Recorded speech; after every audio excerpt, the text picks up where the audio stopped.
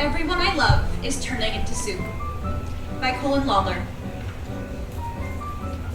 Outside the therapist's office, Joan, a therapist, emerges. It is the end of a long day, and she's going home.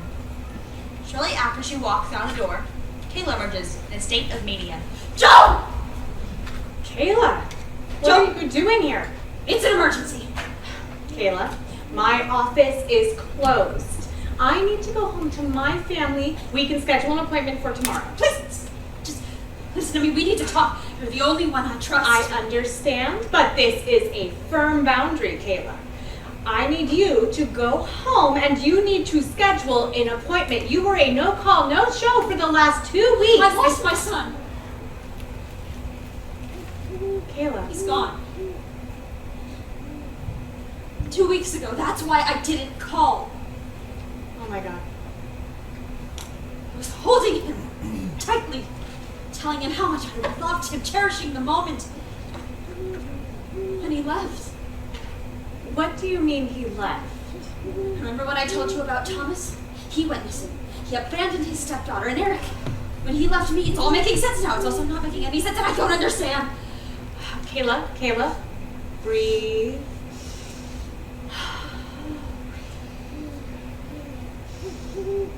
Joan. Yes. Is there someone I could call for you? Eric and I were in bed together. We were lying there, naked in each other's arms. For the first time, I told him I loved him, and I meant it. And he told me he loved me, and he meant it. I went to the bathroom, and when I came back, he was gone. I was gutted.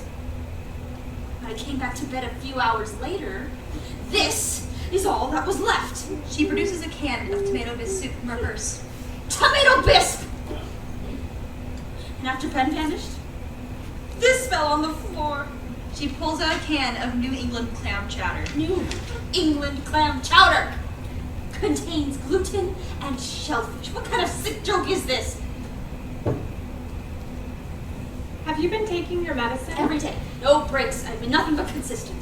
I started going to spin class. I've been meditating. I joined book club. I did everything I could for my mental well-being. But the fact of the matter is, everyone I love is turning into soup. I read in one of my self-help books. If you really miss someone and you want to bring them back into your life, you should go outside and hug a tree.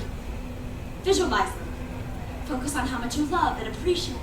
They'll find a way back. Shortly after I do this, I get a call from Thomas's wife, Sarah, asking me if I knew where he was. I was confused, horrified. I thought I brought this upon their family. I thought somehow I did something wrong and brought this upon them. I was so ashamed, but now I know for sure it was my fault. There is no fault in loving someone. I always thought that God was love, and by loving others, we were bringing the presence of God into the world. I've always had my heart on my sleeves, loving without hesitation. I've always told people I was put on this earth for no other purpose than to love others and love them well, but all my love has done is harmed people. I'm lost. I'm completely alone. Does anyone else know about this? After Ben left, I realized what was happening. I smashed my phone, threw it in the river. I was too scared of the temptation to reach out to anyone to bring soup upon those I love. I'm cursed. Kayla, surely there's a rational explanation for all of this. We need to contact the police and file a report. I'm too frightened to.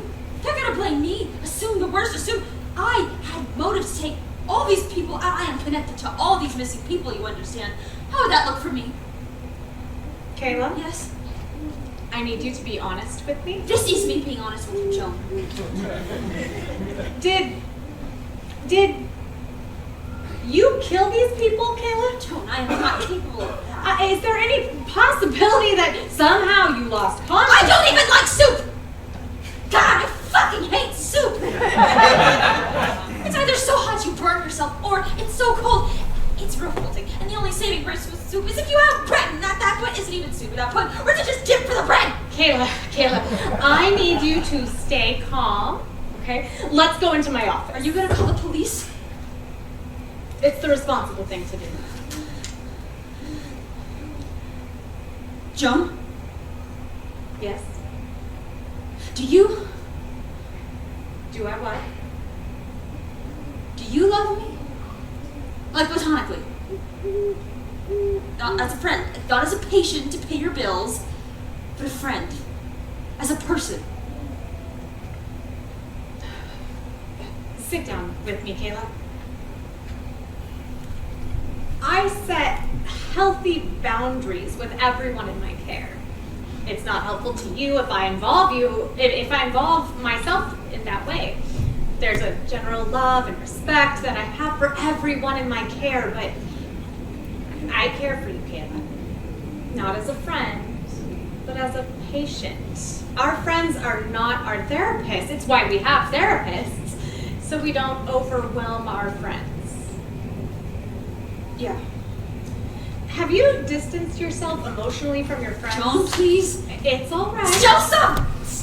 You need to stop. Don't mention my friends. I can't think about them. I have to distance myself. Try to forget. I can't love them. Not now. I haven't had a phone. I wouldn't even know if they're all right in these moments where I've slipped up, remembered them, and felt the love I have for them in my heart. It's not right. You've survived 2 weeks without love. That must have been awful. Yeah. But you know what would be real lousy? Is to have cans of soup for friends. Italian wedding. Minestrone. Broccoli, cheddar, split pea, chicken tortilla. If my feelings get out of control, my whole world will be just one big grocery store soup aisle. Just me. In cans and rows and shelves upon soup that I have no interest in. Just me and rows and soup and everyone I hate. Some life to live. Have you been experiencing any thoughts of self-harm? There's nothing to be ashamed No. of. Not really.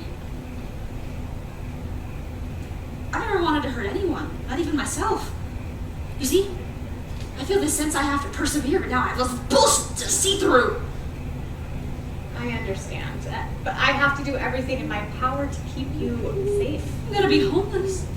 I'm gonna lose the house. I can't go back to my parents. Could you imagine having your 34-year-old daughter who is horrified at the prospect of loving you back in your own home while you're doing everything you can to see to her well-being? Do you remember that old Campbell's commercial with the can rolling down the road? Vaguely. Jog my memory? Well, there was this little girl at the supermarket with her mother, and she took a can of tomato soup off the shelf, and her mom says something like, "No, honey, we have food at home," so she puts it back.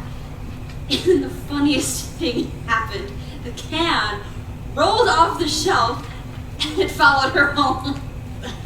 Her mom must have been so confused. Yeah, I remember that one. Or that really annoying one with that stupid song that's like, Campbell's chicken noodle possibility.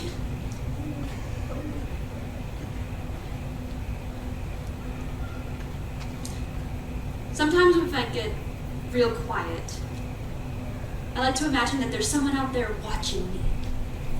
Confused, but attentive. Sympathizing with me somehow. It would be nice, you know. Maybe I'm worth feeling sorry for. But at the same time, I wish they would feel okay to laugh at me. Like soup! Soup's funny, right? Just the word itself. Soup. Say it with me. Soup.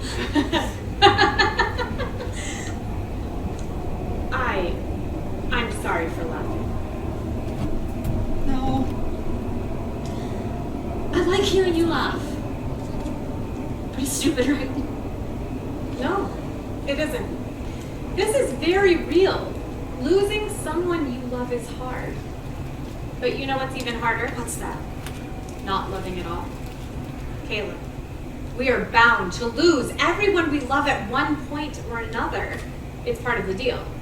It's a shitty deal, really.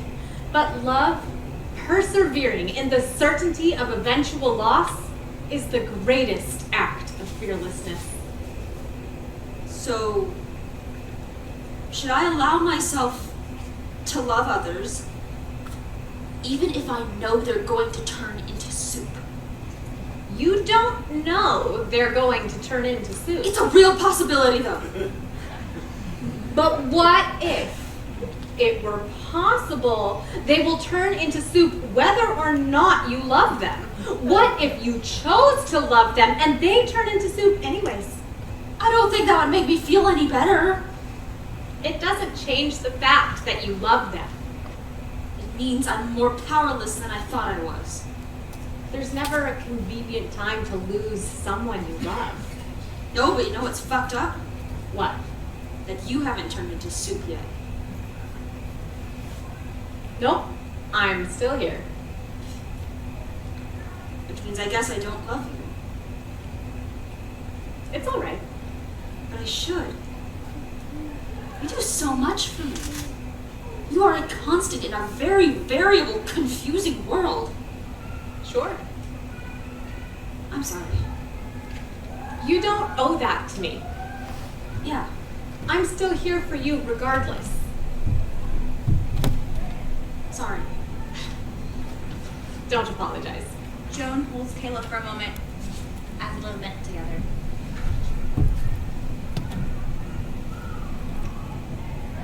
I'm gonna step into my office, just for a moment, so I can make a phone call. Is that all right? Yeah, that's okay. Are you sure? You can come with me if that's helpful. No. I think I need a moment. Joan heads inside. Kayla, gazing upon the clam chowder. After a moment, she rips the can open and swallows it down. It makes an enormous mess. She begins to sob, and after a moment, the doors open.